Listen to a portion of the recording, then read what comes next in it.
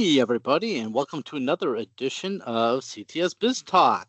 Still looking for sponsors, so feel free to reach out when you're ready. We'll take your money. Just kidding. So today's topic is vulnerability management, and we dub this as the usual missed risk.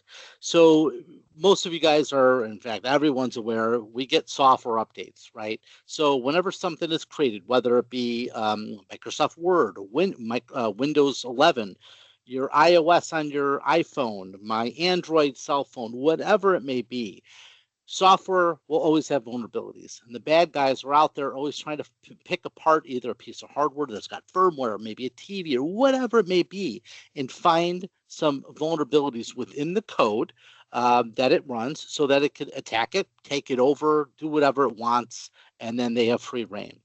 So most of you guys are all aware of what's called patch management. On a monthly basis, for as long as you've been around, the second Tuesday of every month, or maybe even more often, your Windows laptop or your Apple laptop, whatever it may be, is going to get a Windows or a Mac or whatever update, right? And so stuff comes down, either drivers, so your video card, your keyboard, whatever it may be, the physical laptop updates are going to come down, they patch those vulnerabilities, and they collect them on a regular basis. So as they are, then Microsoft and all the other people out there, they're starting to understand, hey, we have to do our test, find these vulnerabilities before the bad guys do, then they will bunch those all up, and that's when you get the updates.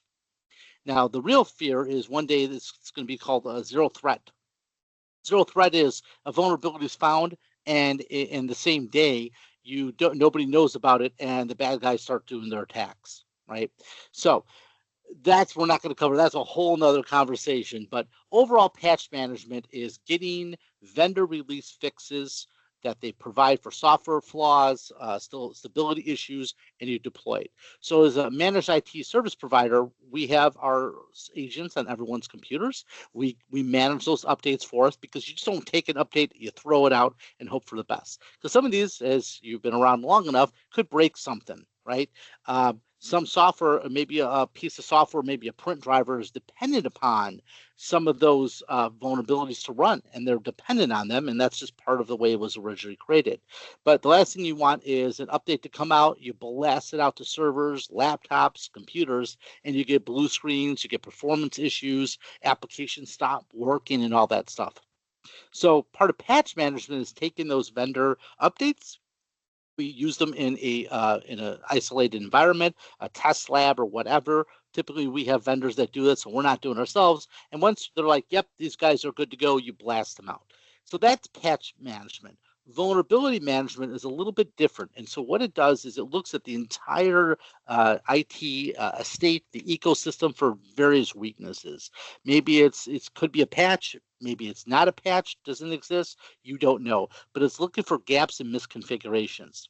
So the vulnerability management can really encompass a lot of different things. We all probably have Adobe on our systems. We have web browsers. We have got plugins and extensions on our web browsers. It's looking at all of that. It's taking a look at the firmware and the traffic potentially that can happen on a firewall. Maybe it's taking a look at your entire wireless ecosystem that is part of your network. And are they going to be able to infiltrate that? So it's taking a much bigger approach of that. And that's something that most of our clients really don't look at. It is not something that we're offering necessarily out of the gate for some of our clients, and shame on us. Like patch management should absolutely be a part of their everyday package, and that's included. Like we don't even charge extra. But some of the other stuff that you need to be aware of with the vulnerability management is if you find a gap, either in a policy, a misconfiguration, or whatever it may be, it's time to get those shields up. And until a permanent fix is available. So part of that could be segmentation. Do you take that computer and maybe do you put it in a separate network that limits its access or its networking? So it's part of using scanners and tons of other stuff. It sounds like this is a lot more expensive, and it really isn't. So if you want to look at a decent vulnerability management package, you're looking at maybe $2.50 to $2.50 to maybe $3 an endpoint.